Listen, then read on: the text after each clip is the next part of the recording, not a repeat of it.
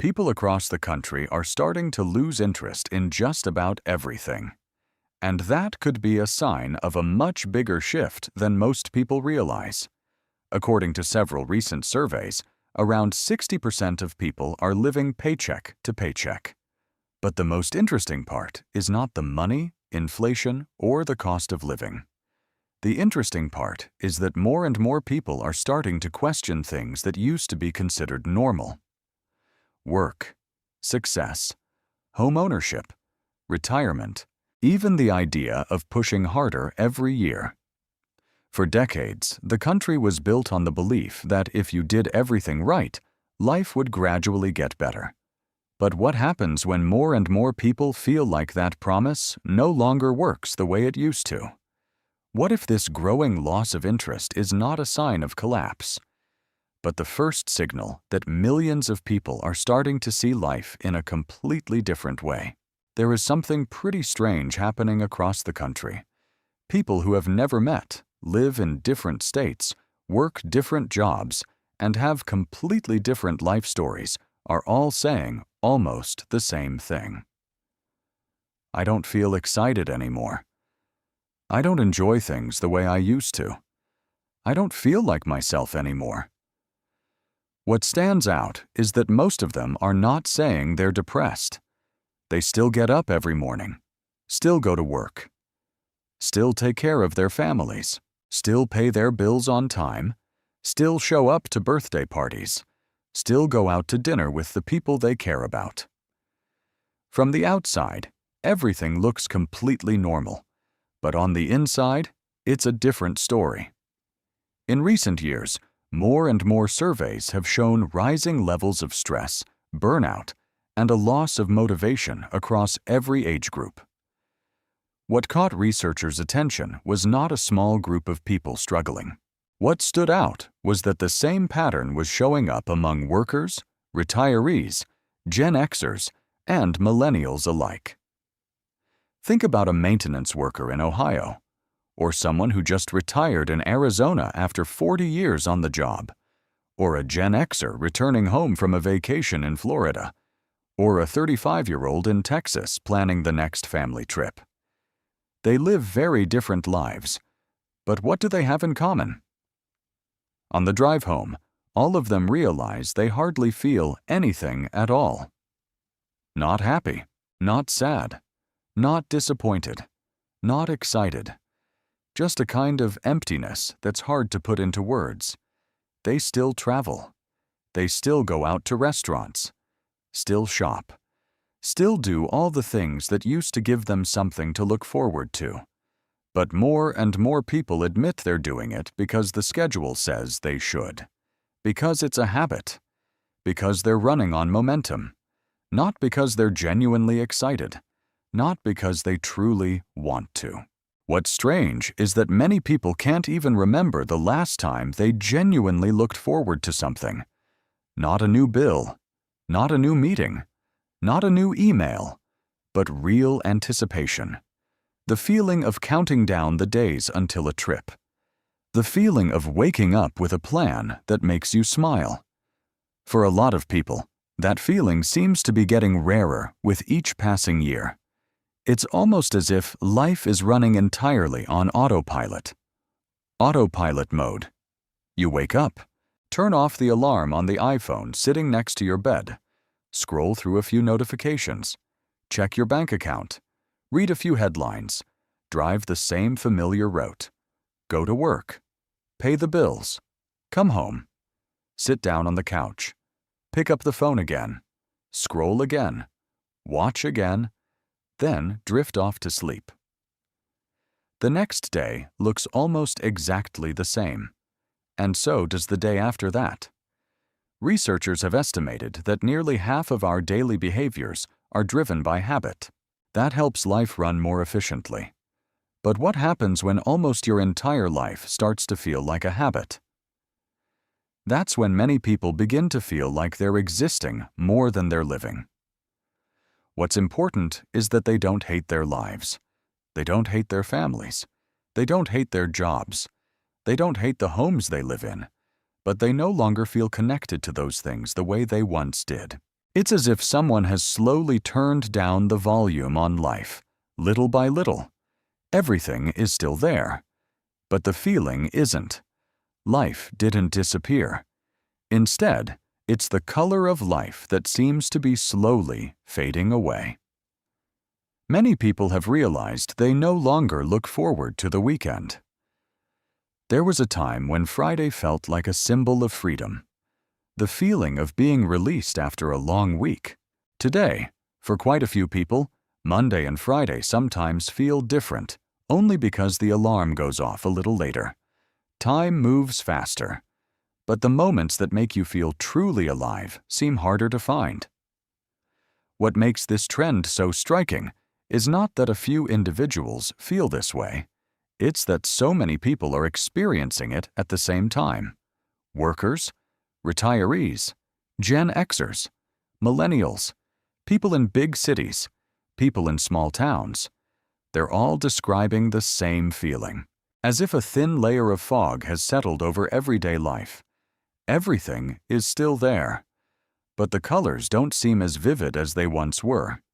And perhaps the most important thing to know right now is that you're not the only one feeling this way.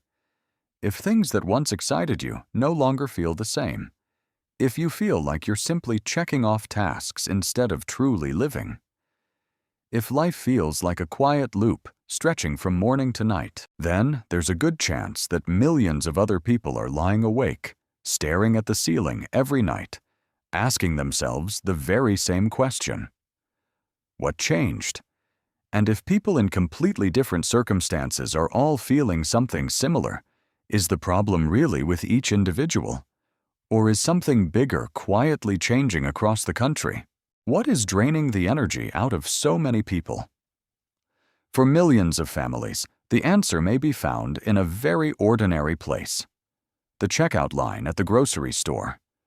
Picture a father standing at a self-checkout machine at Walmart on a weeknight. Milk, eggs, bread, ground beef, cereal, orange juice, no lobster, no expensive wine, no luxury items of any kind, just the basics that an ordinary family has been buying for years. Then the total appears on the screen. He looks at the receipt, looks back at the shopping cart, and asks himself the same question that more and more people are asking these days. What did I just buy that cost this much? That feeling is far from unique. According to several recent financial surveys, around 60% of people say they are living paycheck to paycheck.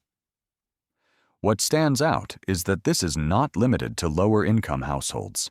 It's showing up among people earning more than $100,000 a year as well. That's why many have started calling it the invisible middle-class crisis. They're not homeless. They're not unemployed. They're not showing up on the evening news. They still have jobs, still have cars, still have homes. But more and more people feel like they're running faster than ever just to stay in the same place. Income goes up, but expenses rise even faster. A raise used to feel like progress. Today, for many families, the most recent raise didn't make them feel wealthier. It simply helped them keep their heads above water a little longer. That's why more and more people are starting to change small, everyday habits. There was a time when people went to the grocery store to buy what they wanted. Today, many go to the grocery store to figure out what they can afford to put back. There was a time when people looked at the menu and then chose what they wanted. Today, many look at the price first and then decide on the meal. There was a time when people checked their bank account after going out to eat. Today, many check their bank account before deciding whether they can go out at all. These changes may sound small, but they're quietly changing the way people experience everyday life. The most troubling part is not cutting back on luxuries. The most troubling part is that more and more families are cutting back on things that used to be considered normal. A Friday night steak dinner, a movie with the grandkids, a short weekend getaway, a concert, a ball game, a dinner out at a restaurant. There was a time when those things felt like rewards, a reason to look forward to the weekend. The moments that made a long work week feel worthwhile. But today, more and more people are saying the same thing. Maybe another time. Then another time becomes next month. Next month becomes next year. And little by little, those small rewards begin to disappear from everyday life. That matters more than most people realize. Because people don't live on money alone. People live on things to look forward to. A vacation, a family gathering, a fishing trip, a special dinner, a moment that makes all your effort feel worthwhile. When those things still exist, pressure becomes easier to carry. But when they disappear, life begins to feel out of balance. The obligations are still there. The joy becomes harder to find. The responsibilities are still there. The rewards become fewer. The work is still there, but the feeling of being rewarded for it grows weaker and weaker. That's why many people no longer feel like they're building a life. They feel like they're maintaining one, keeping everything from falling apart, keeping the bills paid, keeping the car running, keeping a roof over their heads, keeping everything going for one more month. And perhaps that's the hardest part for many older generations, because they did what they were told to do. Get an education, work hard, save money, pay taxes, build a family. Many people spent decades playing by the rules, but more and more are looking around and asking themselves, if I did everything right, why does security still feel farther away than ever? It's not anger. And it's not exactly despair. It's more like a quiet exhaustion that has been building for years. The kind that makes you stop looking forward to the weekend. Stop looking forward to the next vacation.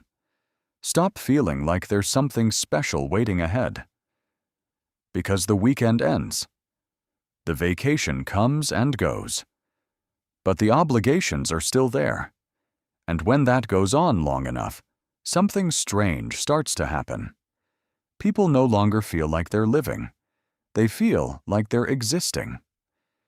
Because when survival takes up all your energy, joy is often the first thing to disappear. And perhaps that's why more and more people feel like the color is slowly fading from life, even though everything on the surface still looks completely normal. There is something quietly disappearing from the lives of many people. Not money, not jobs, but milestones. There was a time when life was divided into fairly clear stages. Around age 30, buy your first home. Around age 40, become more financially stable. Around age 65, retire. Not everyone reached every milestone, but most people knew where they were on that journey. They had a destination. They had a map. Today, more and more people feel like that map is disappearing. A 32-year-old may have a college degree, a stable job, and a higher income than their parents had at the same age, yet still be unable to afford a first home. A 61-year-old may have worked for nearly 4 decades, yet still not be sure whether retirement is possible within the next few years. What stands out is that these are no longer isolated stories. They're showing up across multiple generations at the same time. According to data from the U.S.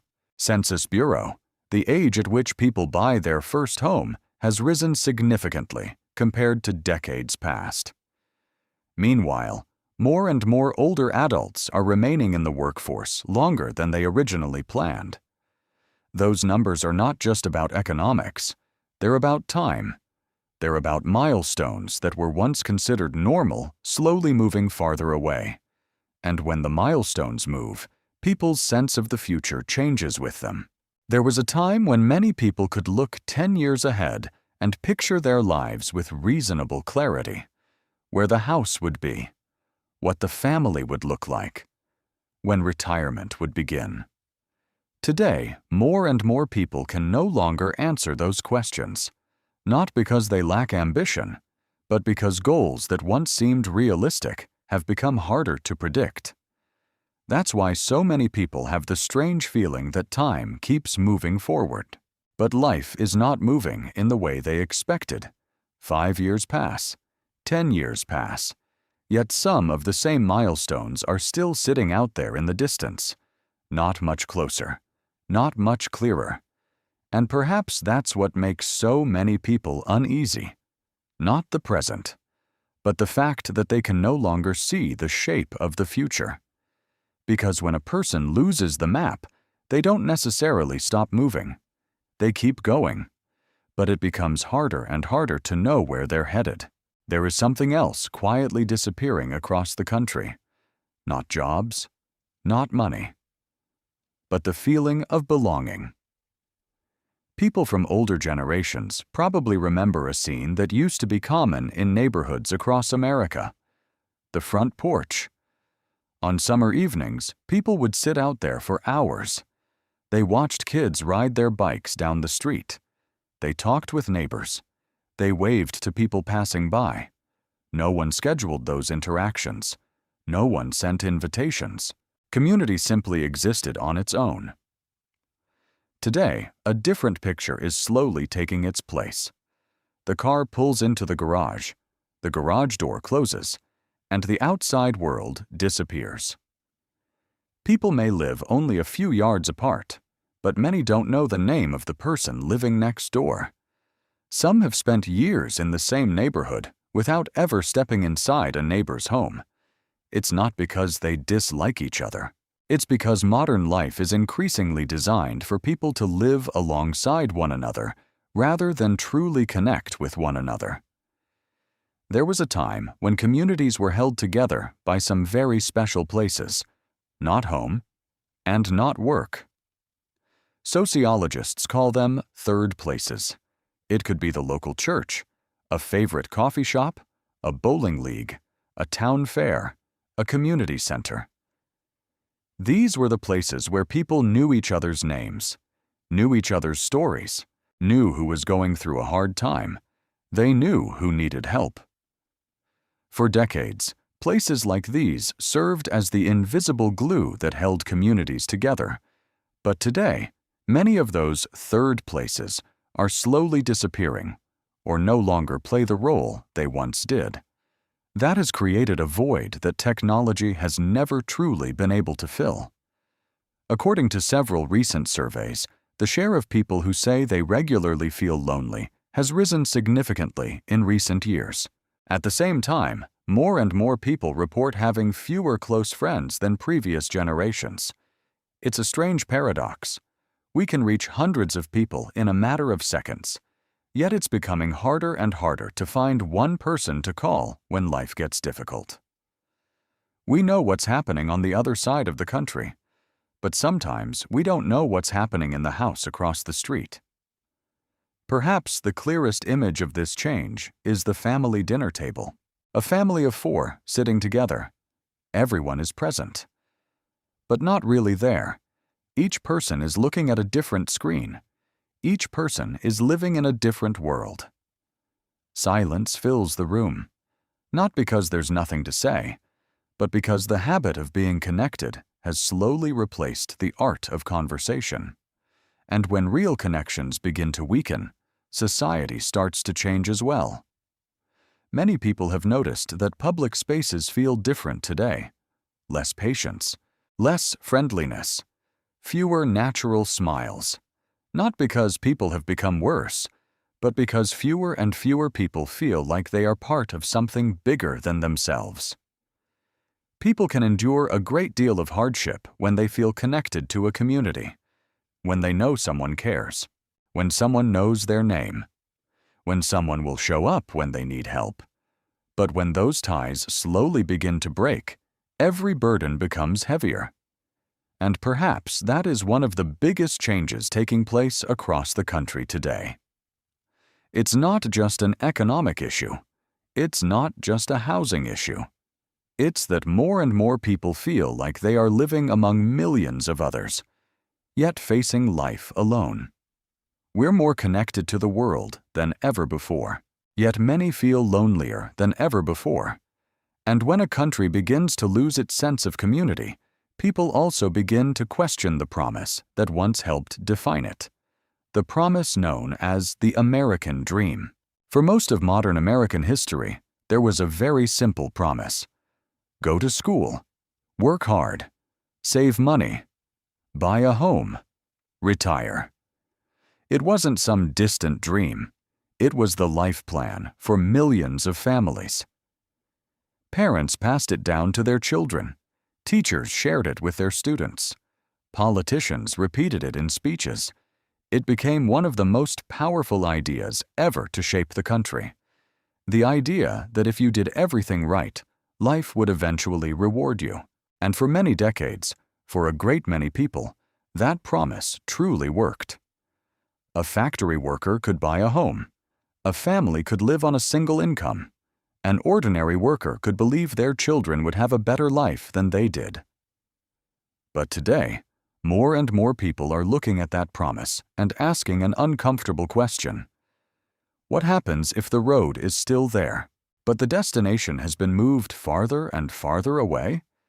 Think about the symbol that once represented the American dream. A house with a small front yard, a white picket fence, a place of your own. For generations, it was the milestone that showed you had built a stable life. Today, for millions of younger people, that image is starting to look more like a postcard from the past than a plan for the future. Many millennials and Gen Z adults are more educated than their parents were. Many work longer hours. Many carry skills that previous generations never needed. Yet more and more feel that building wealth, owning a home, and creating long-term stability have become harder to achieve. That is a historic shift. Because for most of the last century, the default expectation was that each generation would move one step forward. Today, more and more people worry that they're working just to stay where they are.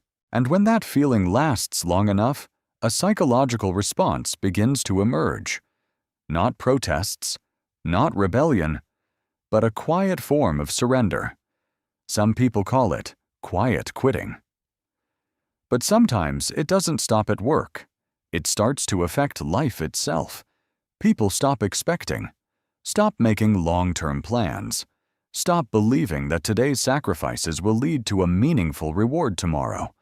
Not because they're lazy, not because they lack ambition, but because they're no longer sure the rules of the game are the same as they once were.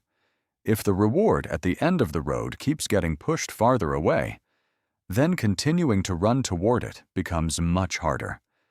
That's why more and more people see for sale signs in front of beautiful homes and don't feel hopeful. They feel distance, a distance between what they were promised and what they're actually experiencing. And perhaps that's what is weighing on so many people the most. Not simply that everything has become more expensive, but that more and more people feel that the system that worked for generations no longer works the same way, because a society can endure a great deal of hardship. But when people begin to lose faith that effort will lead to a better future, what starts to shake is not just the economy. It's the very promise that once held that society together.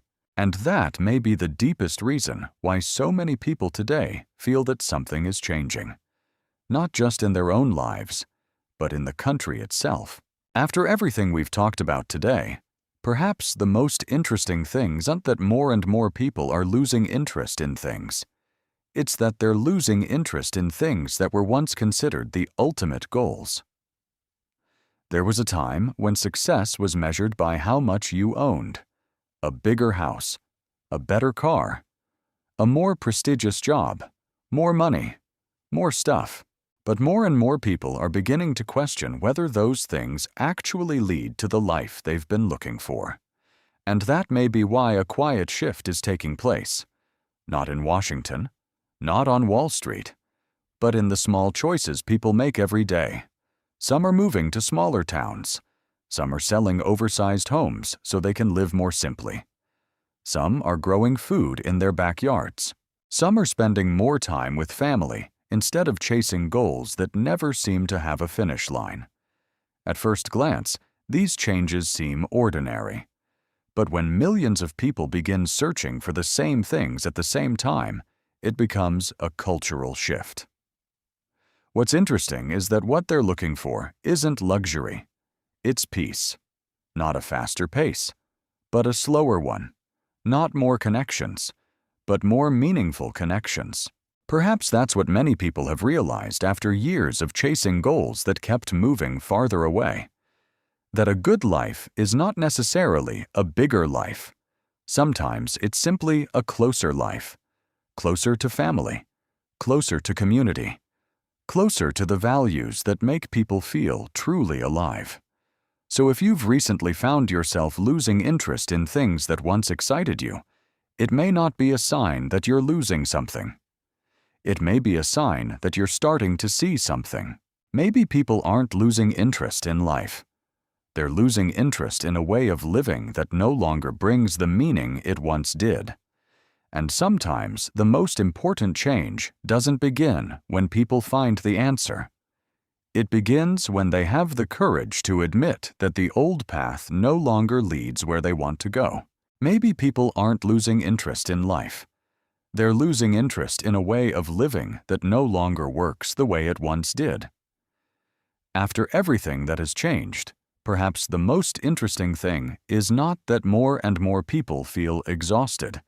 It's that more and more people are starting to ask questions about work, about success, about the things that are truly worth pursuing. And if millions of people are beginning to search for peace, community, and meaning instead of an endless race, then maybe this is not a sign of decline. Maybe it's a sign of awakening.